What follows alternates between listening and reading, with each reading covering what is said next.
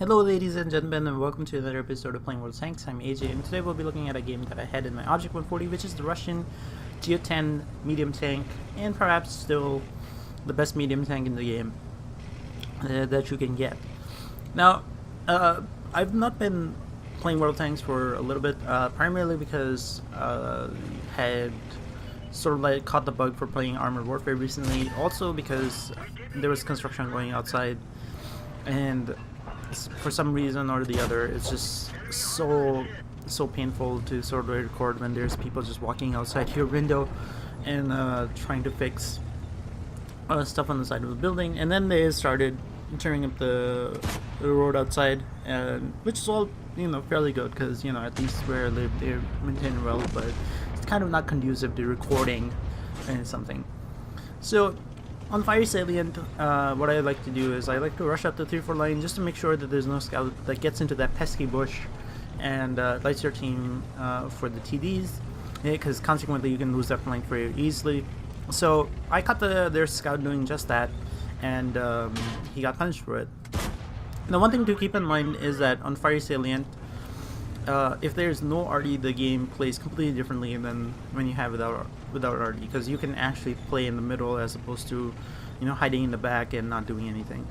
So seeing that there was no RD on the game, so what I was trying to do was be in the middle as aggressive as I can, trying to light things for my team, trying to see if the enemy team was doing the same, which they are for the most part. So all my job here is to keep them in check and keep them lit. I don't want anybody yoling over the top on this side without my team actually noticing, because what they can actually do is they can light the people who are sitting along the 1-2 line, and they can actually die because the TDs that are camping on the enemy team on the 1-2 line have pretty easy shots all the way across. So what I'm doing here is running in between the two flanks, the one on the 1-2 line and one on the 0-9 line, and I'm trying to support both of them the best of my abilities. When I don't have shots on one flank, I just switch the other one, and vice versa until we figure out what the equilibrium is going to be, or if I will have easier shots one way or the other. So once I don't have shots on the 0-9 flank, I just move back. And the other thing to keep in mind is that now that you have this circular spotting mechanic, you can actually fire further than you could have before. So what I'm doing is, now that I don't have shots on the hill, I just move back on over here, and you should be careful about poking this ridge. If you overexpose yourself, chances are you're gonna get shot by a team in the back, because if you poke enough times, they're probably gonna realize you're there. So what I'm trying to do is just stay underneath the ridge where I show my turret and make it a very hard shot for anybody to take. Other than that, I'm just here for the most part. Now the E4 basically came up the middle to play on the ridge as well, and which is not a bad thing, but like the E4 is not really a ridge warrior, I would say, is because its reverse speed is pretty bad, and it has this giant weak spot at the top that can easily get shot off while you're even reversing. So not the best tank that you want to poke ridges with. It's just generally easier just to, on the maps like this, that you are in a position where you're not the primary focus of the enemy team. Now what I'm doing is I'm firing on people that were spotted on the hill again. So again, just running in between flanks, providing assistance where I have shots. Where I don't have shots, I just move back. I'm getting fairly frustrated at like not penning these shots, so I'm starting to fire heat rounds. Actually, you don't need heat rounds, so it's just RNG, kind of like RNG just basically gave them a couple of free bounces, and I just kind of got annoyed with that. So that was the reason I actually started using heat rounds. There's actually no tactical reason, if one might have to say. So at this point, I realized that the enemies are going to be starting to push in along the 1-2 line, so I react to that over in this corner, and I thought they would be actually pushing right now, but they kind of stopped. So what I do is, instead, I'm gonna just push the enemy team and like as hard as I can from this corner. I take out one of the enemy tanks. I don't know what actually shot me in the side. I just was too busy trying to take out the M103 because I just figured I would just take the shot for it. At this point, the T-95 is slowly moving up, and it provides a very easy shot on the side of the tank. Now I'm waiting for him to turn so I can fire in his sliding in. Again, there's a friendly on the other side who is firing at him, so it's easy for me to kind of like do this since he is kind of in the crossfire. So I'm trying to whittle him down before he lights the friendly that's sitting all the way in the back. At this point, I kind of realize that I need to kind of like go in and do something. I can't just be sitting here or else like the friendly is gonna die because of it. So I'm just gonna YOLO towards the T-95 and actually take him out. And then at this precise point, while I actually change to sort of like take him out, what winds up happening is the enemy team decides to push over on the other side while I'm busy on this flank. Again, I'm trying my best to keep this flank from falling, and the best way to do it is just to keep shooting these people on the side while they move up.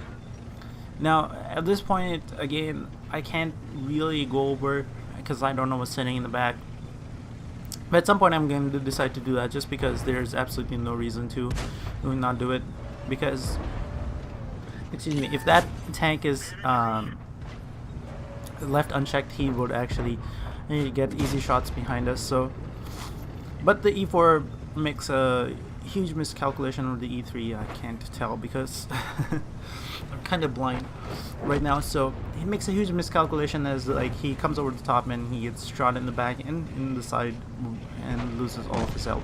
Now the last tank that was spotted on the 1-2 line basically comes out, and at this point I should have just stayed hull down and fired into him. Instead, I kind of like committed fully towards him. I would have actually not had to take the shot, but it pays off in the end. Again, I'm fairly low health, and I'm being fired upon by the enemy, so I back up, and I'm basically relegated to no sniping because I have no health. So what I'm doing is I'm trying to basically fire at the people that are actually lit. I understand what this T-57 was doing, but it wasn't the best move that he could have made, so I'm just gonna make him pay for it. Again, 54E1 also YOLOs over the top, and I shoot him once. And now I'm just hoping not to get lit while I'm here and firing at the enemies, just to be sure that they can't just poke over the top and actually fire at our friendlies that are across on this side of the ridge. So I've used a lot of tanks to fairly low health, and all I have to do is just now stay here and make sure that they don't come over the top. Now the tank that I was kind of most afraid of at this point was the T-57, just because, you know, T-57 was fairly healthy, and you know, he has that autoloader, but the T-57 becomes impatient, and he basically comes over the top to kill one of our tanks, during which time he's reduced to 1 shot of damage himself. Now the T-54 on our team basically is doing the right thing, poking over the middle and trying to take out the T-57, which he actually does. Now there's essentially 2 tanks left on the enemy team versus 2 tanks on our team. And at this point, I make a calculation. I thought the 54E1 would have moved to this side of the corner instead of staying in the back where he was, and so I basically gambled that he was going to be here. Instead, what winds up happening is that he's actually camping in the middle of the map by himself. So while the T-54 on our team basically goes and YOLOs one of their tanks and basically kills him in the process, I am just left here trying to figure out whether he's coming around this corner or not. So at this point, the 54 is holding one side of the ridge, I'm holding the other side of the ridge. Now what I could have done was I could have actually gone along the 1-2 line and basically went to their cap, and or, you know, another scenario, I should have just helped the T-54. So that was one thing that I should have done. But because T-54 didn't communicate what he was doing, I did not know he was going, so I basically think that since the E1 is a one-shot, and if I can just light him, it would be easier for me to kill him. But at this point, I gambled that he's at this corner instead of the other corner. Well, because I thought to myself that the E1 must be moving to save his buddy. If not, then he's kind of boned. But it turns out not to be the case, and the E1 is actually camping right there in the middle of the map by himself, not moving to help his teammate, because he'd rather sit there and make it a 2-on-1 at the end. I made this horrible calculation that he was actually a competent player, but he wasn't. So the T-54 is now a 2-shot for the enemy T-54 E1, who has already fired one of his shots. So at this point, I had this horrible nagging feeling that I had actually thrown this game away.